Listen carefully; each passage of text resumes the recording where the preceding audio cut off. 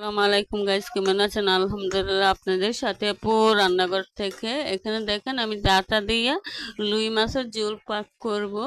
কড়াইয়ের মধ্যে আমি সরিষার তেল দিয়ে দিয়েছি, পেঁয়াজ কুচি দিয়ে দিয়েছি, তারপর আমি মশলাগুলো অ্যাড করে দিব।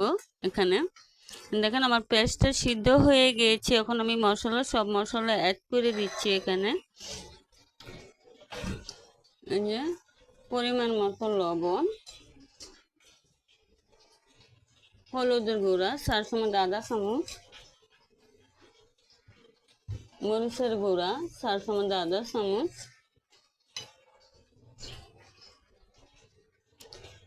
জিরা বাটা গুঁড়া 4 আদা চামচ,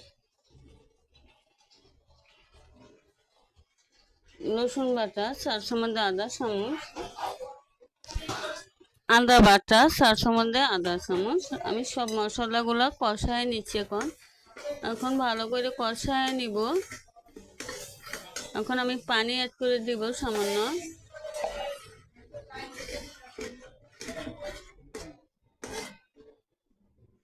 মশলাগুলো আমি ভালো করে 5 মিনিট কষায় নিতে হবে।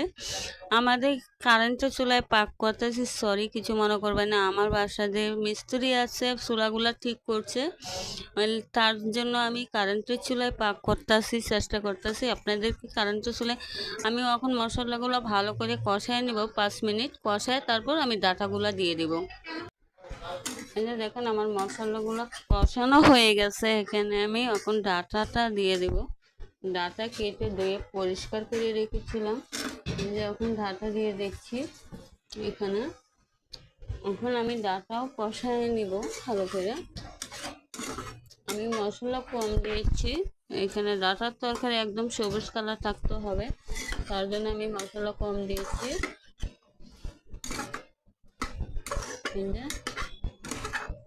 এখন ডাটাটাও আমি কষায় নেব। একটু সামান্য জাস্ট পানি দিয়ে দেবো, জাস্ট সামান্য। ভালো করে কষাইতে হবে। যত মশলা কষাবেন অত ভালো রাখবো। আমি রুই মাছ ভেজে রেখে দিয়েছি, আপনাদেরকে দেখাবো আমি রুই মাছটা কীভাবে ভেজে রেখেছি। 5 মিনিট আমি ভালো করে কষায় নেব, ডাটাগুলো সিদ্ধ হয়ে যাবে। তারপর আমি রুই মাছ ভেজে ধুয়ে পরিষ্কার করে ভেজে রেখেছি। 5 মিনিট পরে আপনাদেরকে দেখাচ্ছি।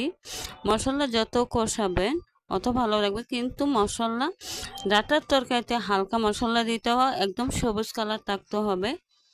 এই যে কষানো হয়ে গেছে, এখন আমি পানি অ্যাড করে দিব। দেখেন এখানে ডাটাগুলো আমার সিদ্ধ হয়ে গেছে, অনেকক্ষণ ধরে আমি কষাচ্ছি। এখন আমি পানি অ্যাড করে দিচ্ছি। দেখেন এখানে পানি অ্যাড করে দিব আমি। যেমন এটা ঝোল পাক করব। দেখেন ওই যে এখন আমি এই যে রুই মাছগুলো দিয়ে দিব।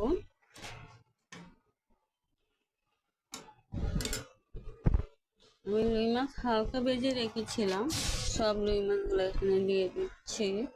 আপনারা দেখতে থাকেন। এই যে আমি পানি অ্যাড করে দিয়েছি। আমি কয়টা কাঁচামরিচ দিয়ে দিব এখানে। এই যে কয়টা কাঁচামরিচ দিয়ে দিয়েছি। আমি 10 মিনিটের জন্য এখন ঢাকনা দিয়ে রেখে দিব। 10 মিনিট পরে আবার আসতেছে আপনাদের মাঝে সাথী আপু রান্নাঘর থেকে। আপনারা দেখতে থাকেন সাথী আপুর ভিডিও। ভালো লাগলে সাপোর্ট করবেন, ভালোবাসা দিবেন। আপনাদের ভালোবাসা পেতে চাই। আপনাদের কাছে নতুন নতুন রেসিপি নিয়ে আসবো। আপনারা সাথী আপুকে ভালোবাসলে আলহামদুলিল্লাহ সাথী আপুর ভিডিওগুলো দেখে আসবেন। মশলা দেখেন আমার রুই মাছের তরকারিটা হয়ে গেছে, ঝোলটা। আমি আজকে রুই মাছের ঝোল পাক করেছি, ডাটা আলু দিয়ে ঝোল পাক করেছি। দেখেন আলহামদুলিল্লাহ কত সুন্দর হয়েছে। আমাদের রুই মাছের কিন্তু আমাদের বাসায় গ্যাস নাই, কারেন্টের চুলায় পাক করার জন্য একটু সমস্যা হচ্ছে। দেখেন আলহামদুলিল্লাহ কত সুন্দর হয়েছে আমার রুই মাছের ঝোল।